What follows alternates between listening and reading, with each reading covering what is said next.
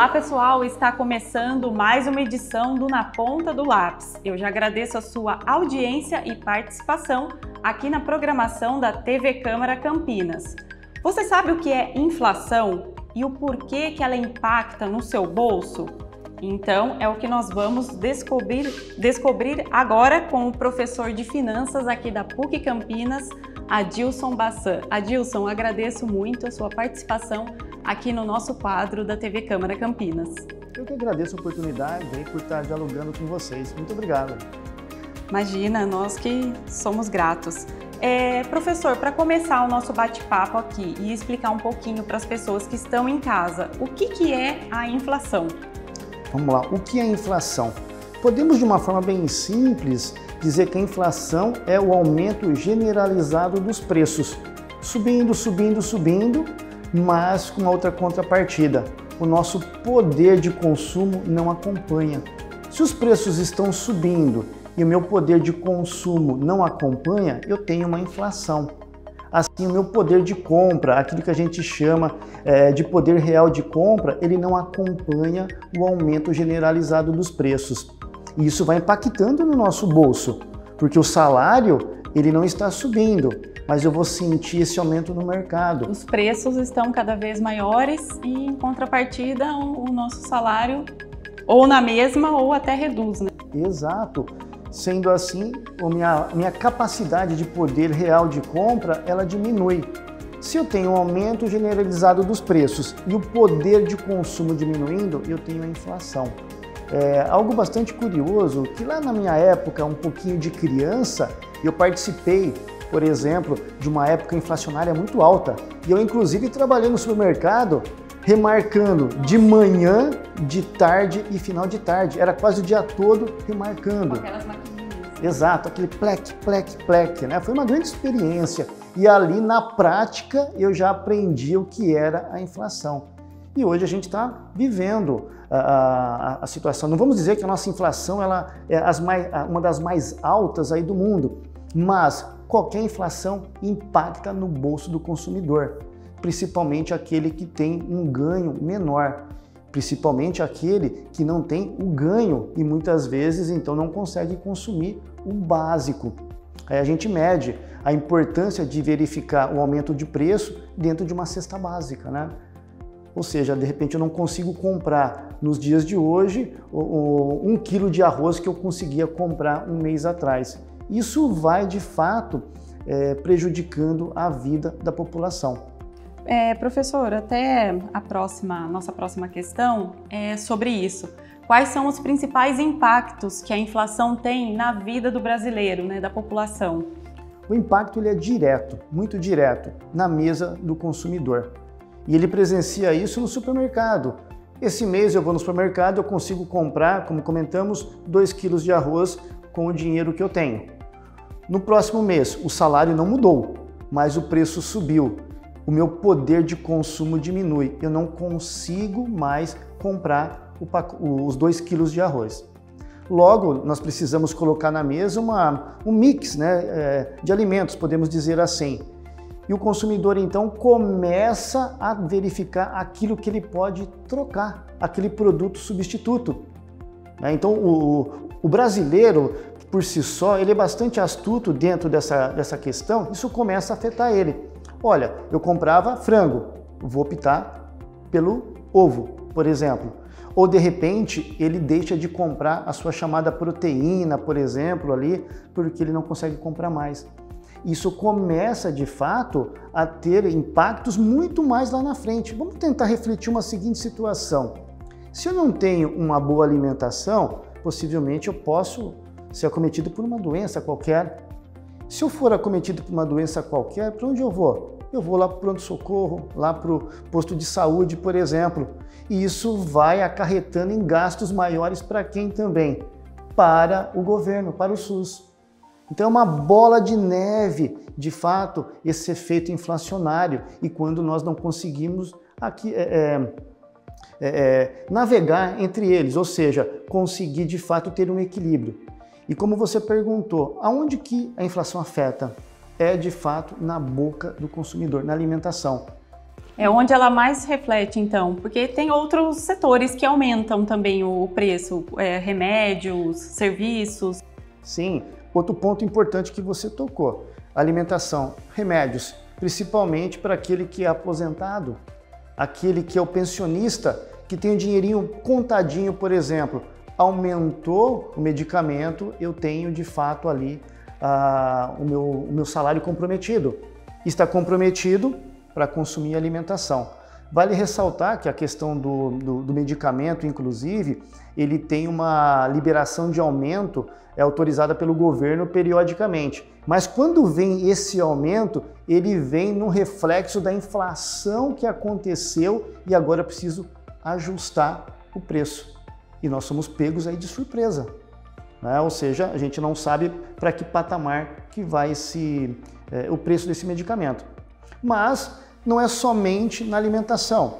Eu preciso, de repente, de combustível para poder transitar. Se eu tenho um certo contexto de inflação, aumento de combustível, aumento do pneu, aumento de serviços automotivos.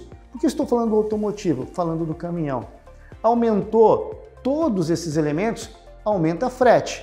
Aumentou frete para entregar o alimento até o supermercado.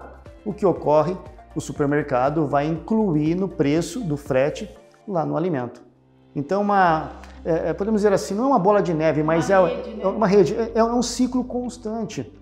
Isso vai acarretando aí dificuldade para o consumidor, que vai perdendo o seu poder de consumo. Agora, professora, a gente fala muito em inflação, os noticiários sempre estão falando sobre esse tema. Ela é importante para a economia do país? Em que sentido? O que ela significa?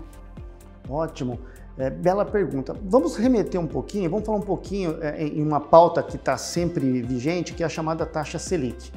Isso vai trazendo um panorama muito importante para a gente. O que é a taxa Selic? É a taxa básica do governo, é ali que ele tem o seu acompanhamento. E o que a taxa Selic ela reflete? A taxa Selic ela tem uma base para que a gente possa ter uma taxa de financiamento. Preciso de um dinheiro, vou no banco, a taxa Selic é um embasamento para que o banco oferta o crédito. Quanto maior a taxa Selic, por exemplo, possivelmente mais caro se torna o crédito. Isso vem em cadeia. Logo, se eu estou precisando, eu como empresário, tomar um crédito, eu tomo um crédito um pouco mais caro, por exemplo, esse crédito mais caro ele vai refletir onde? Lá no consumidor final. Isso começa a ter um impacto bastante forte no nosso dia a dia. Então a visão que a gente precisa ter, de fato, é tentar entender esse contexto econômico. E por que então, a pergunta que você faz, a inflação é importante no contexto econômico? Vamos pensar que o governo, ele inclusive precisa de dinheiro para se manter. Se o governo precisa de dinheiro para se manter, a iniciativa privada também precisa de dinheiro para se manter. Se eu tenho preços cada vez mais altos e eu estou perdendo a capacidade de consumo, eu estou deixando de comprar.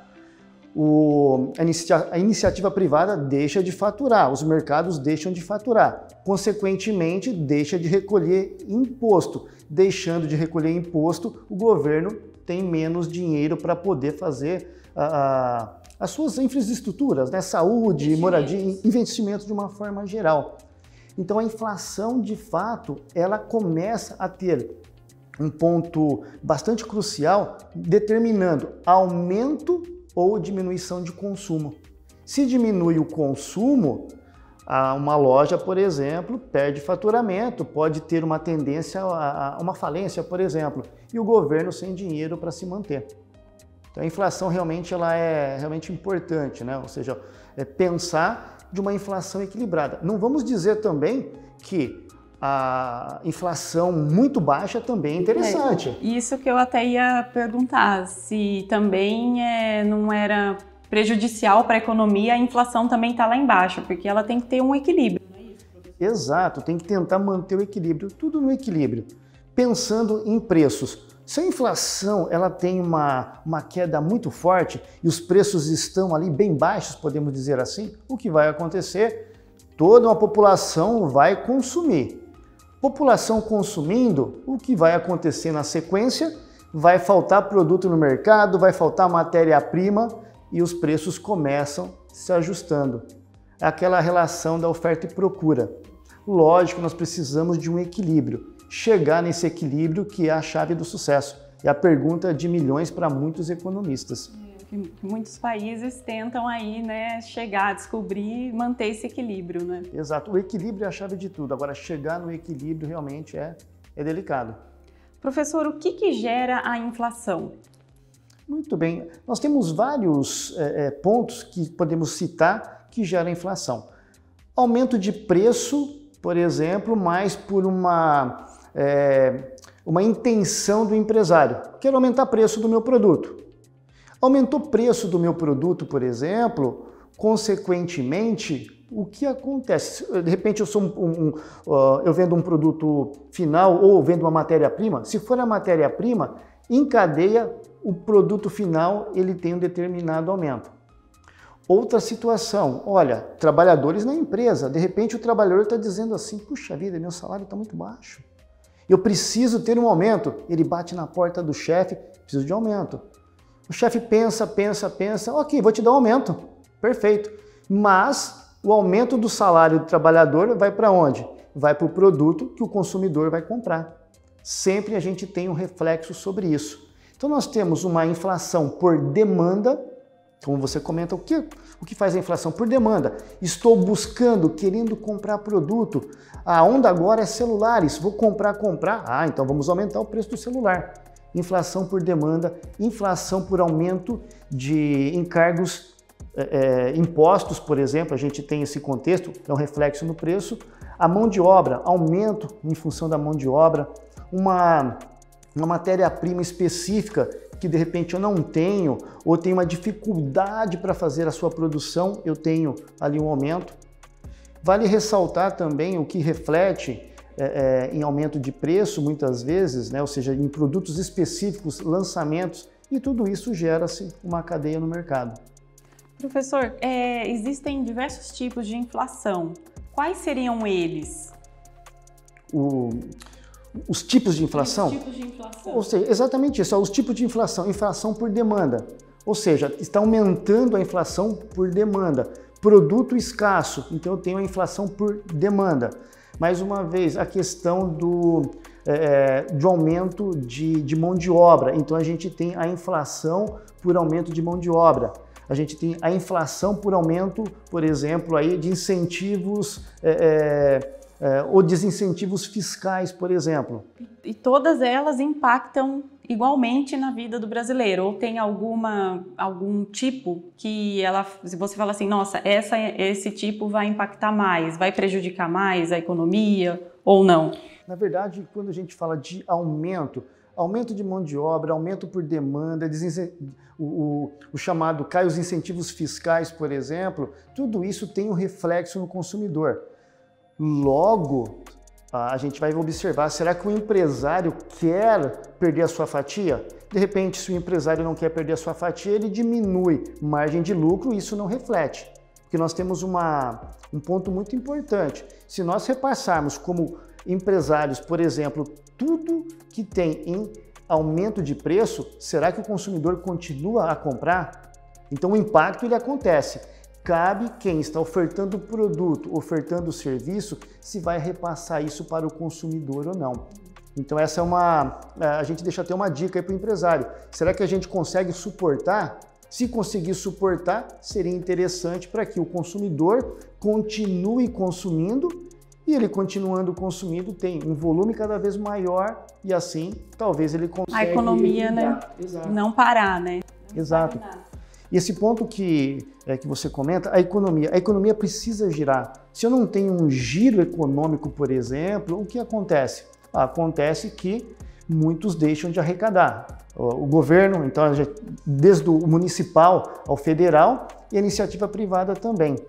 Vale ressaltar que muitas vezes a gente tem ali o chamado evento econômico. O que é o evento econômico? Olha, eu compro. Estou comprando, mas estou parcelando. Bacana. Que é um erro muito comum, muitas vezes, nosso. e não ver o preço do produto em si de uma forma geral, os juros inclusos. Mas se a parcela cabe no nosso bolso, a gente vai consumir. De repente, por situações diversas inflacionárias, a pessoa pode perder o trabalho. É um impacto, né, que a gente não comentou também muito forte. Eu não tenho um giro de produto, possivelmente um trabalhador seja desligado. Eu não consigo pagar, por exemplo, a minha parcela. Não conseguindo pagar a minha parcela, aquela loja, aquela empresa vai deixar de arrecadar. Deixou de arrecadar, não está entrando dinheiro para ela. Mais uma vez, a gente não tem o dinheiro circulando na economia. Certo.